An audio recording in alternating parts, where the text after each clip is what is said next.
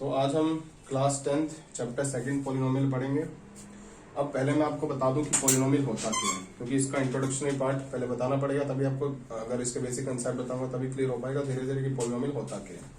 तो poly means many and नोमियल means terms. तो वो जिसमें बहुत सारी टर्म्स होती हैं उसको अपने बोलते हैं पॉलिनोमियल। ठीक है, अब इसमें अपने पास बेसिक टर्म्स जो इसमें आएंगी मेरे पास वो आएंगी तीन। फर्स्ट आएगा मेरे पास मोनोमियल, सेकंड आएगा मेरे पास बाइनोमियल और थर्ड आएगा मेरे पास ट्राइनोमियल।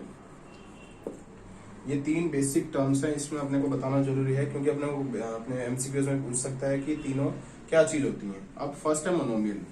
मोनो मीन्स वन, तो वो पॉलिनोमियल जिसमें सिर्फ सिंगल टर्म होगी उसको अपने बोलेंगे मोनोमियल।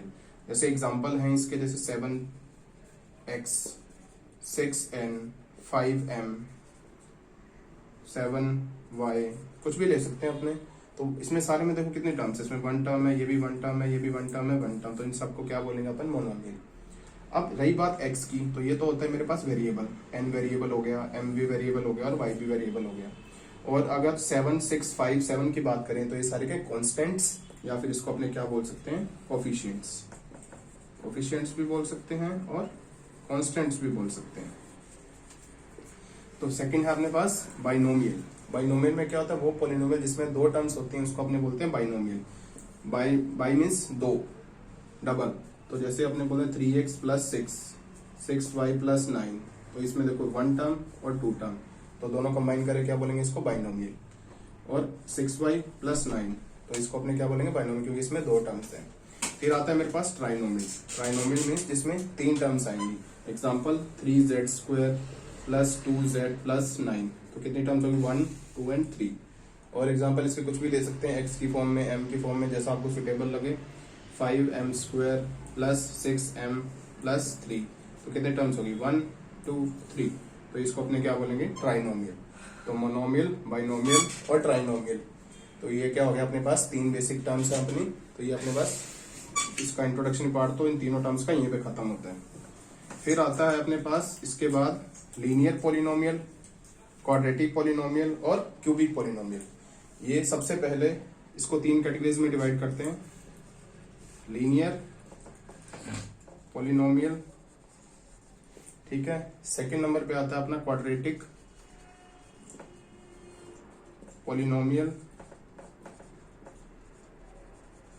और थर्ड आएगा मेरे पास क्यूबिक पॉलिनोमियल।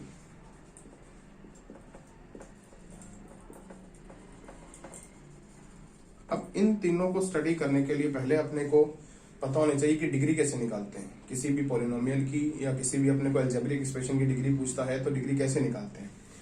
तो डिग्री का मीनिंग होता है, जैसे अपने पास सपोज कोई भी अलजेब्रिक एक्सप्रेशन दिया है 3x square plus 2x plus 7, ठीक है।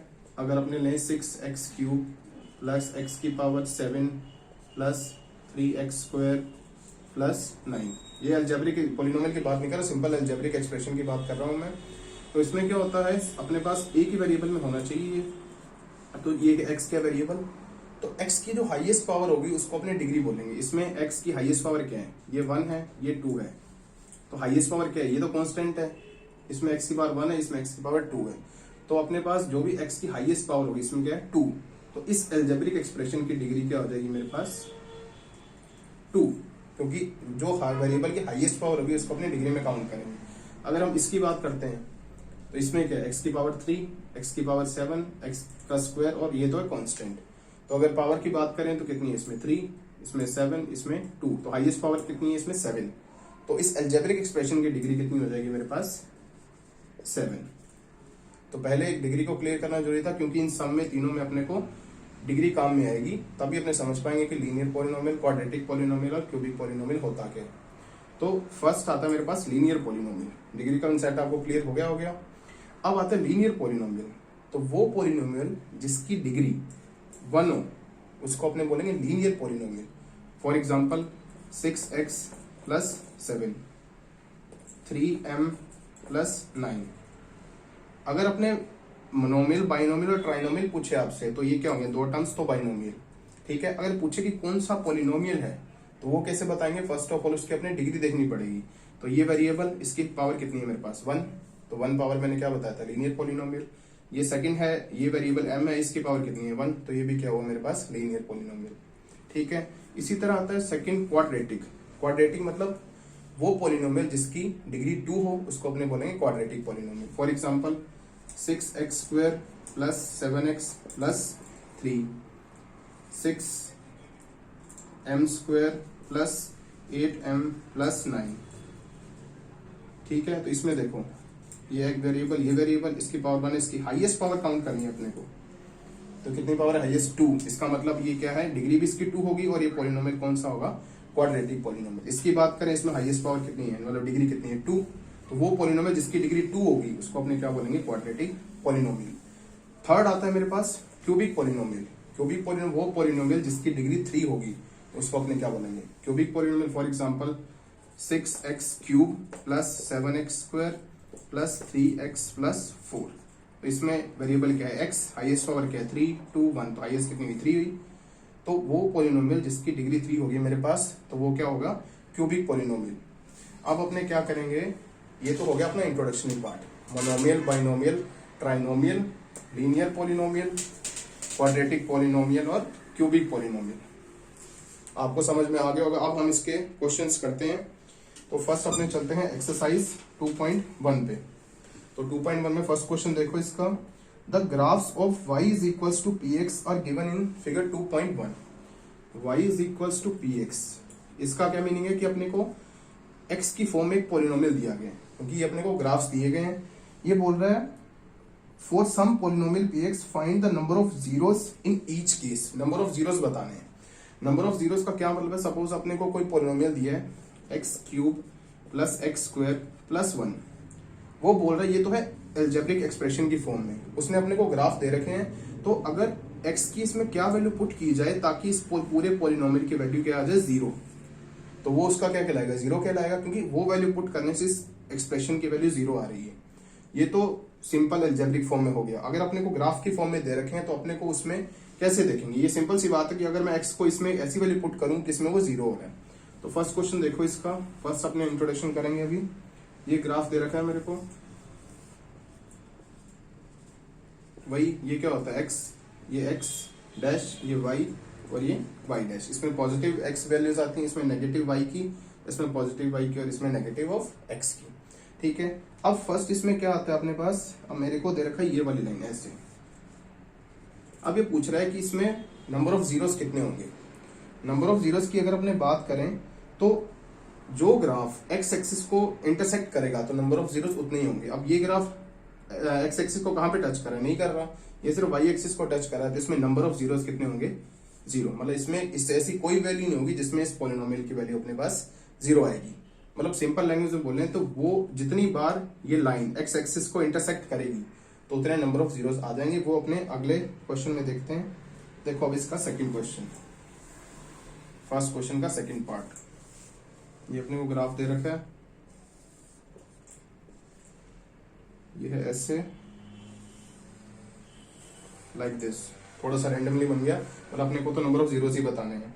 तो इसमें देखो ये x एक्सिस को कहां पे इंटरसेक्ट कर रहा है, ये सिर्फ यहां पे इंटरसेक्ट है। ये कौन सा एक्सिस है y डैश, ये कौन सा है x, तो अपने पास x एक्सिस को कितनी बार इंटरसेक्ट कर रहा है, ओनली 1 टाइम। तो इसके नंबर ऑफ जीरोस क्या हो जाएंगे, number of zeros is equals to 1। पिछले वाले में x एक्सिस को इंटरसेक्ट कर ही नहीं रहा था, इसलिए नंबर ऑफ जीरोस क्या हुए थे पिछले वाले में 0, इसमें क्या हो जाएंगे 1। अब देखते हैं इसका थर्ड पार्ट।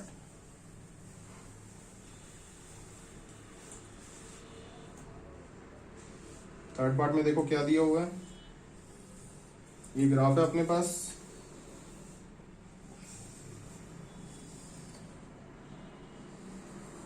लाइक दिस, थोड़ा सा यहाँ पे कर्व टाइप में है। ठीक है, तो नंबर ऑफ जीरोस बताने हैं अपने को। देखो ये पूरा x एक्सिस होता है, ये x पॉजिटिव होता है या x डैश, कुछ भी बोल सकते हैं अपने इसको। तो देखो एक यहाँ पे इंटरसेक्ट कर रहा है, चाहे पॉजिटिव हो चाहे नेगेटिव, उससे फर्क नहीं पड़ता। फर्क इससे पड़ता है कि कितनी बार वो x एक्सिस को इंटरसेक्ट कर रहा है। तो ये कितने बार हो गया, 1 टाइम, ये 2 टाइम और ये 3 टाइम।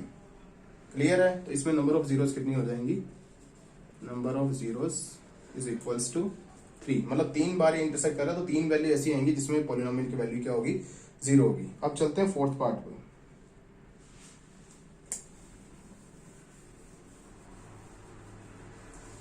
फोर्थ पार्ट देखो इसका,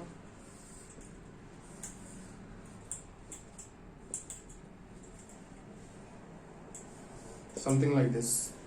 ये रैंडम कर्व है, तो ये कितनी बार इंटरसेक्ट कर रहा है, 1 एंड 2 टाइम, तो नंबर ऑफ जीरोस क्या हो जाएंगे 2। बस अपने को ये देखना है वाई एक्सिस पे, तो अपने को जाना ही नहीं है, जितनी बार एक्स एक्सिस को इंटरसेक्ट करेगा उतने नंबर ऑफ जीरोस हो जाएंगे बस।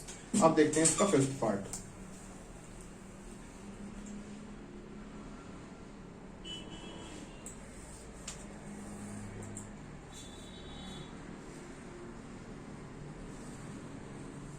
लाइक दिस, ऐसे रैंडम कर्व है, कितनी बार इंटरसेक्ट कर रहा है, 1 2 3 4, तो नंबर ऑफ जीरोस क्या हो जाएंगे 4। बस खत्म। फिर आता है अपने पास लास्ट पार्ट इसका, जो बस 6th पार्ट है, वो बनाते हैं अब अपन इसको।